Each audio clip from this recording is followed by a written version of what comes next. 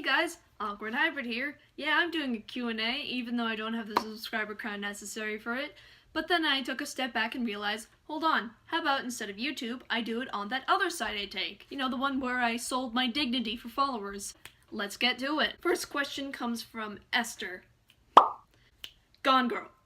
Definitely. I think my 8-year-old self, I'm assuming that they'd like the hair. I just want to look them in the face and tell them, hey, not only do you have a webcomic, you get 70 followers within a year. You know, not necessarily the best numbers, but so what, I like it as it is. The next one comes from Kai Henson.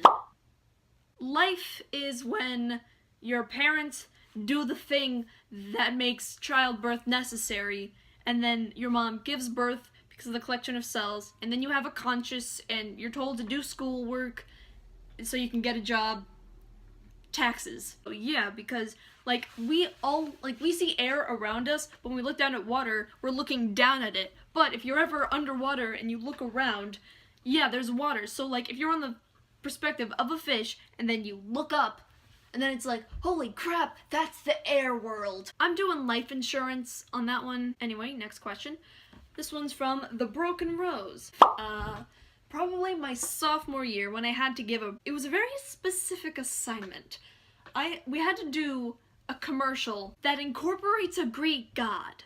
There was Poseidon fisherman, and then there was a Zeus weather vane. The one I thought up, it was a mix between Aurora, which I think she's the goddess of dawn or something. I don't know, I'll edit it in later.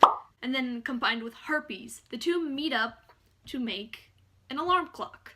And the alarm clock was, not only did it beep, but it also did, flashing lights and stuff. And instead of just saying, hey, here's my thing, I went up to the front of the class, and I tried to present it like a 1920s salesman, real fast-talking, radio host commercial, say guys, you ever just wake up in the morning and you decide, hey, this isn't enough for me to do, I also want to do this other thing.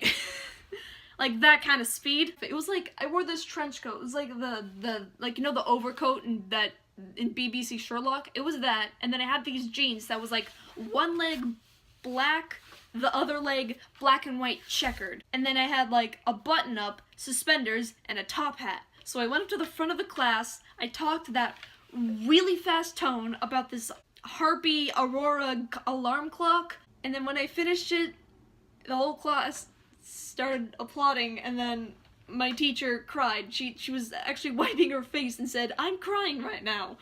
And I know that sounds fake, but if you ask my classmates, they'll confirm it. Next one comes from my good buddy Dawn.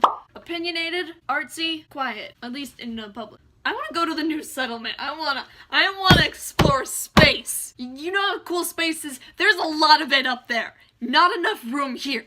I need to go up there. Something I would teach this child is not everyone is gonna like you, but that's okay. I think my worst vacation experience was, most of the time whenever I go on a trip, I get lost. And I don't remember this. This is just on account of Mom. We went to SeaWorld once, and when I was 3 or 4 years old, I got lost for 4 hours. Mom was just freaking out. I'm gone for several hours. But if it had to be one that I specifically remember is when I was 6 years old and I got lost at Disney World. I remember it so specifically. I see Dad, he's at this alleyway. I say, I'm gonna go get a drink of water at the fountain. I look over him, I take a drink, I look back, he's gone. So I just went to one of the staff manager and, a staff person, and I said, I got lost, can you help me? And it's okay, where do you drag your parents to? So I could have just said, by that place. Instead, I say, by Splash Mountain. So we end up even more lost, and she's like, okay, how about this? I'll take you over to the kids section, that's where all the other lost kids go. You can take this paper cup shaped like a cone, you can fill it with water, and you can watch the movie Cars. How about that? And I'm like, okay. And then I saw the movie for a bit, and then my parents come in, Mom and Dad argue, I leave. This one is from Lazy Bum.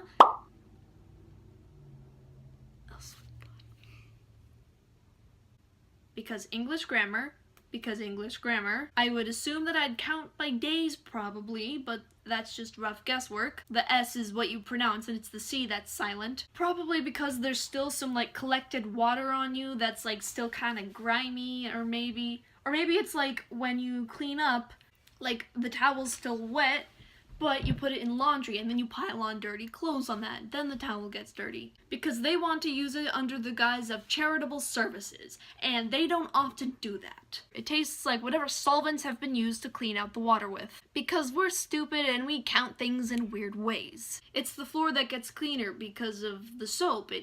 It's used for cleaning. The reason why we refer to noses that run is because of similar ways we describe a running river. It is active, it is moving, so when your noses run, the fluids inside of your nasal membranes are running. And the reason why we use feet smell is because we are not using smell as a term of, as like an active term. We are not saying that the feet are capable of smelling. We mean it in a different grammatical sense. We are basically saying they are smelly. And it is an adjective, not a verb. Yes, we call them buildings because you have gone through the process of building them, I think. Because English grammar. I'm gonna stop there now. Thank you all for listening. I would like to apologize on behalf if you got irritated or if I said something wrong in the video. You do have permission to correct me, but if someone else has already corrected me, then please don't repeat it more. If you like this video, please like, comment, and subscribe. I upload on the 7th, 14th, 21st, 28th of every month. And I'll see you next time. Take care.